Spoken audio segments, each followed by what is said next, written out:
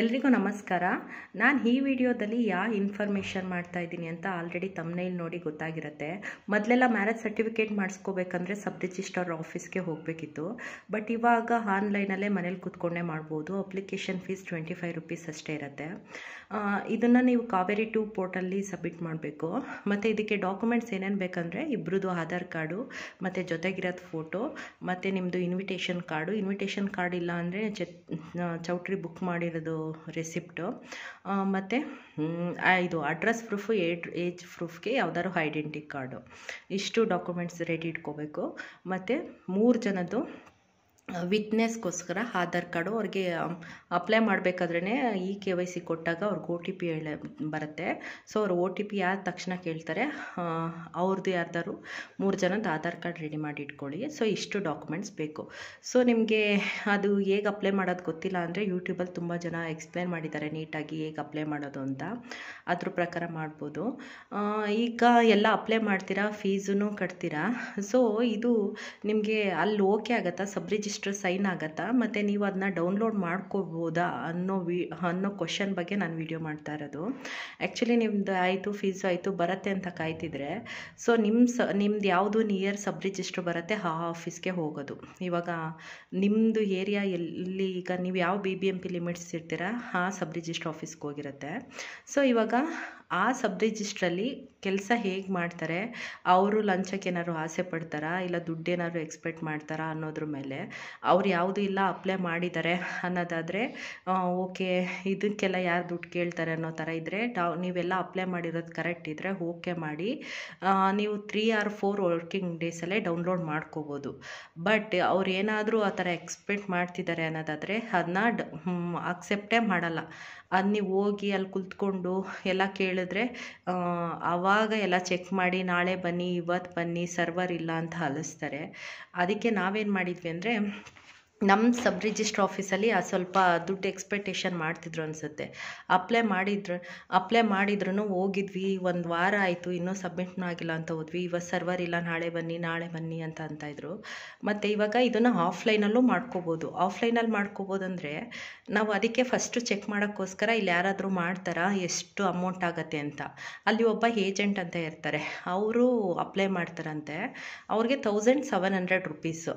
ಆವಾಗ ಒಂದಿನದಲ್ಲೇ ಅಪ್ರೂವ್ ಆಗುತ್ತಂತೆ. ನಾವು ಆನ್ಲೈನಲ್ಲಿ ಅಪ್ಲೈ ಮಾಡಿ 3 or 4 ಡೇಸ್ ಆದರೂ ಸರ್ವರ್ ಇಲ್ಲ, ನೆಟ್ ಇಲ್ಲ ಅನ್ನೋರಿಗೆ 1700 ರೂಪೀಸ್ ಕೊಟ್ಟರೆ 1 ಡೇಲೇ ಆಗತ್ತಂತೆ. ಸೊ ಅದನ್ನು ಇಂಡೈರೆಕ್ಟಾಗಿ ಕೇಳ್ಕೊಂಡ್ವಿ. ಆಮೇಲೆ ಮತ್ತೆ 2nd ಡೇ ಹೋದ್ವಿ, 3rd ಡೇ ಹೋದ್ವಿ. ಮತ್ತು ಅಲ್ಲಿ ಇದು ಆಫ್ಲೈನ್ ಹೋಗೋರಿಗೆ ಫೋಟೋ ಎಲ್ಲ ಅಲ್ಲಿ ಇದು ಮಾಡ್ತಾರೆ, ಡಿಸ್ಪ್ಲೇ ಮಾಡ್ತಾರೆ. ಇವರಿಬ್ಬರು ಮ್ಯಾರೇಜ್ ಆಗಿದ್ದಾರಾ ಅಂತ ಯಾರಾದರೂ ಕಂಪ್ಲೇಂಟ್ ಕೊಡ್ತಾರಾ ಆ ಥರ ಅಂತ.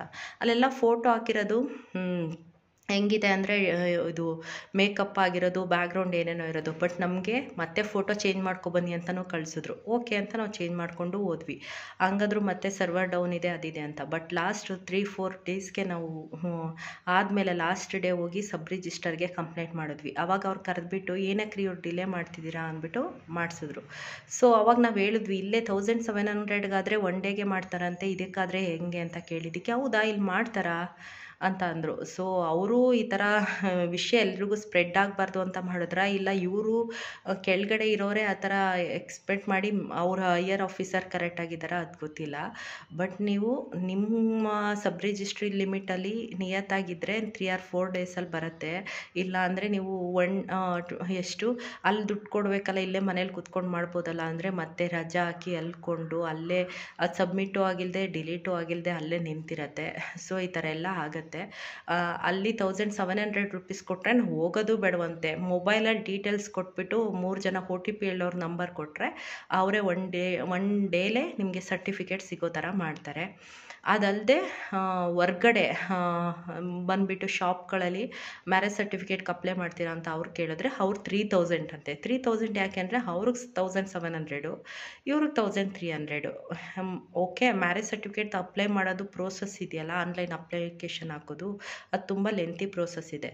ಓಕೆ, 500 ರೂಪಾಯಿ ತೊಗೊಳ್ಳಿ, 1000 ರೂಪಾಯಿ ತೊಗೊಳ್ಳಿ, 1700 ರೂಪಾಯಿ ಏನಕ್ಕೆ, 25 ರೂಪಾಯಿ ಅಲ್ಲ ನಾವೇ ಹಾಕೊಳ್ಳೋಣ ಅಂತ ಹಾಕ್ಕೊಂಡ್ರೆ ಇಷ್ಟು ಪಚಿತಿ ಆಯಿತು. ಸೊ ಇನ್ಫಾರ್ಮೇಷನ್ ನಿಮಗೂ ಗೊತ್ತಿರಲಿ ಅಂತ ಶೇರ್ ಮಾಡ್ತಾಯಿದ್ದೀನಿ. ವಿಡಿಯೋ ಇಷ್ಟ ಆದರೆ ಲೈಕ್ ಆ್ಯಂಡ್ ಸಬ್ಸ್ಕ್ರೈಬ್ ಮಾಡಿ. ಇದು ಆ್ಯಕ್ಚುಲಿ ಏನೇ ಒಂದು ಮೂವಿ ಇದೆ 1978 ಅಂತ.